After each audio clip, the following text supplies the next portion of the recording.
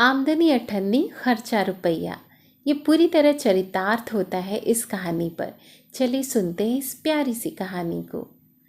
12 साल का गोलू, जो प्यारा सा बेटा है मिस्टर उदयवीर और माधुरी का, जो पूरी तरह अपने दादाजी पर गया है। उदयवीर की एक गैर सरकारी संस्था में जॉब है जो उसे 25,000 रुपये महीना पे करती है। माधुरी एक हाउसवाइफ है। दादाजी एक रिटायर सरकारी कर्मचारी हैं जो 25,000 रुपये महीने की पेंशन पाते हैं। कुल मिलाकर 50,000 रुपये महीने घर में आते हैं। उसमें ही हाई फाई लाइफ जीने का ये परिवार ट्राई करता है।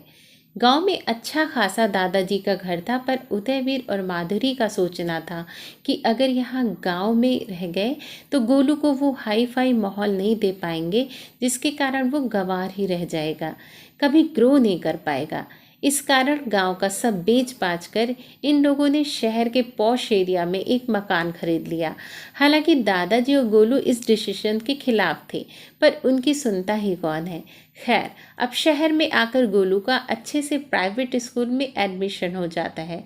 माधुरी भी अपने आप को अच्छे माहौल में ढालने के लिए वहाँ की सोसाइटी के किटी पार्टी ग्रुप को ज्वाइन कर लेती है। अब घर में वो सारी चीज़ें करने की कोशिश की जाती है जिससे वो लोग हाई फाई दिखें, उनका सोसाइटी में रुतबा हो। 50,000 रुपये की इनकम में लाख वाला रुतबा दिखाने का प्रेशर माधुरी और उदयवीर को भारी पड़ने लगा था। इसलिए उदयवीर इधर उधर से ऊपरी कमाई का जुगाड़ भी लगाने लगा था।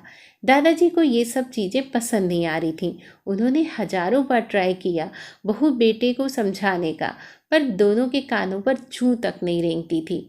जब माधुरी किटी पार्टी और उदयवीर अपने ऑफिस में बिजी रहते तो गोलू अपने दादाजी के साथ ही टाइम स्पेंड करता था। दादा और पोते की खूब बनती आपस में। इस तरह बात बात में दादाजी ने अपने पोते को पैसों की कीमत और जितनी चादर हो उतनी ही पैर पसारना चाहिए जैसी बातें जहन में डाल दी थीं। गोलू के बर्थडे पर दादाजी ने उसे एक बड़ा सा गुल्लक प्रेजेंट किया था, जिसमें गोलू ने पैसे इकट्ठे करने शुरू कर दिए थे। कई बार तो स्कूल की तरफ से पिकनिक पर जाने के पैसे गोलू को मिलते तो वह गुल्लक में डालकर अपना जाना कैंसिल कर देता था। धीरे धीरे उसकी गुल्लक भरने वाली थी। वो बहुत खुश था। उसे भी अपने मम्मी पापा की फिजूल खर्च करने की आदत बिल्कुल पसंद नहीं थी, पर उसकी बात तो उसके पेरेंट्स बिल्कुल भी नहीं सुनने वाले थे। खैर, इसी तरह दिन बीत रहे थे। एक दिन दादाजी ने अपनी इच्छा रखी कि बहुत दिन हो गए गांव जाने की इच्छा हो रही है। सभी ने मन बना लिया था।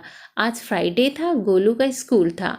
गोलू के स्कूल से लौटने के बाद सैटरडे को गांव जाने का प्लान बन गया था। मॉर्निंग में गोलू बस से स्कूल गया, उदयवीर ऑफिस और माधुरी अपने घर के कामों में लग गई।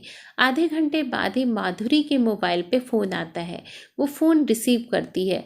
उधर की आवाज़ सुनकर उसके पैरों तले ज़मीन खिसक जाती है। कान और दिमाग सुन्न पड़ जाते हैं। दादाजी फ़ोन उठाकर बात करते हैं तो पता चलता है कि गोलू के बस का बुरी तरह एक्सीडेंट हो गया है। सब आनंद फानंद में स्पॉट पर पहुंचते हैं। उदयवीर गोलू को बस से निकालता है। वो खून से लथपथ रहता है। चीख पुकार मची रहती है। सभी पेरेंट्स घबराए इधर उधर भाग रहे होते हैं। उदयवीर अपनी कार में गोलू को बिठाकर हॉस्पिटल पहुंचते हैं। माधुरी का रो रो के बुरा हाल हो रहा होता है। उदयवीर गोलू को इमरजेंसी में एडमिट कराता है, जहां उसे 5,000 रुपये जमा करने होते हैं। गोलू के ट्रीटमेंट के लिए भारी रुपए लगने वाले थे। ये सोचकर माधुरी और उदयवीर के हाथ पांव फूलने लगे और 2 दिन पहले दादाजी से हुआ कन्वर्सेशन याद आने लगा। जब गांव जाने की तैयारी में वहां दिखावा करने के लिए फालतू की शॉपिंग करने पर दादाजी ने टोका था, तो उन दोनों ने कहा था अब 4 दिन ही तो बचे हैं सैलरी और पेंशन आने में। 4 दिन में ऐसा कौन सा काम आ जाएगा जिससे पैसों की जरूरत पड़ जाएगी। 10,000 रुपये तो पड़े ही हैं। दादाजी चुप होकर बैठ जाते हैं। उदयवीर माधुरी से कहता है कि तुम यहीं बैठो, मैं पैसों का इंतजाम करके आता हूँ। 1 घंटे बाद वह खाली हाथ चेहरे पे मायूसी लिए लौट आता है, क्योंकि जिनसे पैसे मिलने की उम्मीद थी उनके खुद के बच्चे भी उसी बस में घायल हुए थे। 2-4 लोग जो अलग से थे उन्होंने भी पैसे देने से मना कर दिया था।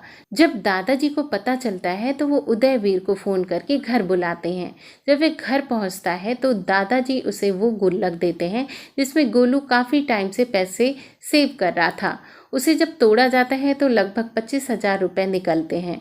उन रुपयों को देखकर उदयवीर की आंखों में आंसू आ जाते हैं और पश्चाताप की आग में जलने लगता है कि उसने कभी भी इस तरह की इमरजेंसी के लिए पैसे सेव नहीं किए।